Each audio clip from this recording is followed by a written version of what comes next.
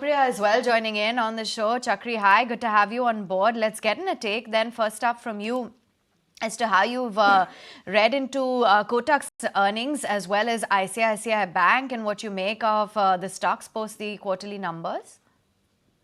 ICICI numbers were clearly better than Kotak's, and their loan growth and the deposit growth has kind of matched out, so that I think their impact on therefore their NIMs or their margins will be better than what the impact will be on Kotak.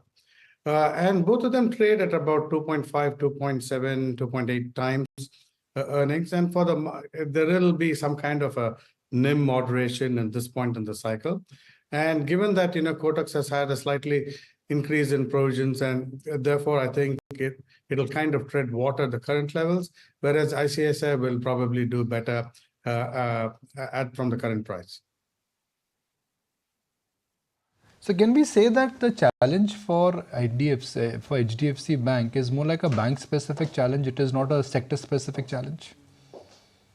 Indeed, absolutely. Because, if you look at ICICI today, earnings, their loan growth at 17, 18%, deposit growth at similar numbers.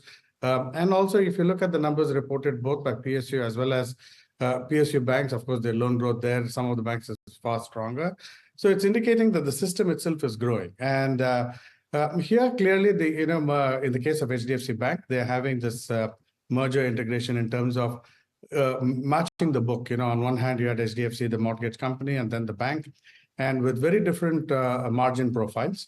Getting them together, I think, is resulting in both cost of funds problem as well as in a growth problem. Fair enough. That's the view coming in. Meantime, let's get in your take then, Chakri, as to what the outlook is on Zee Entertainment. Now that the massive merger has been called off, does it spell only bad news for the stock going down the line? I think it's best that we stay on the sidelines on Zee, because clearly with the merger now being called off, there's going to be a lot of management bandwidth which is not going to be on the business but in trying to fix what they can salvage, and therefore growths, etc., will come down. And in a competitive business, in the media industry, in a super competitive business, I think this spells bad news for Zee. And I think you'll see a whole lot of of course, the stock is likely to open weaker today, and stay weaker for quite some time.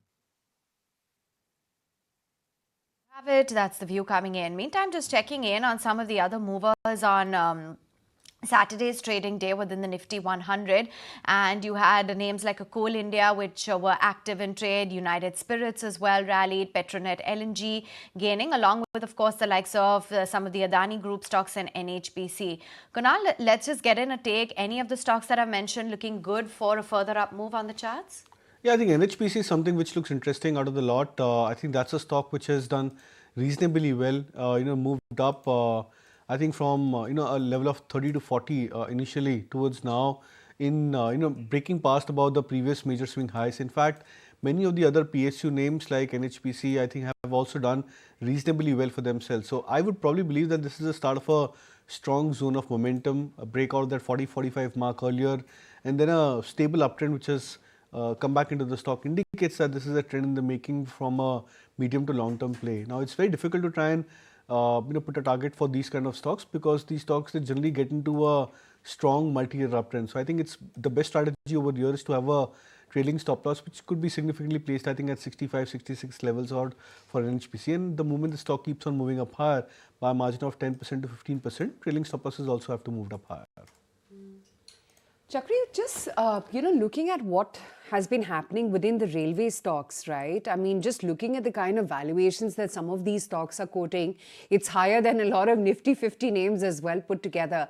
I mean, it's obvious that new investors need not jump in right now. But what about those who are already making like 3x, 5x of their investment corpus? Should they be also profit taking?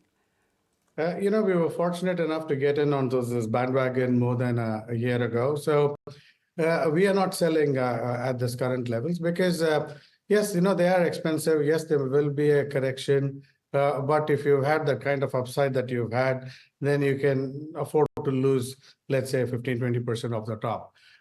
So that's one way to look at it if you're already a holder. Because you know what, now if you take a company like, let's say, IRFC, you know, after all the run up, still if you look at it on an FY26 basis, the valuations are still only in probably about 22 times. Now, then one can debate about the margins and the multiple that you can assign. So clearly not the time to get in, but if you're a holder of the stock, I think we would still hold on.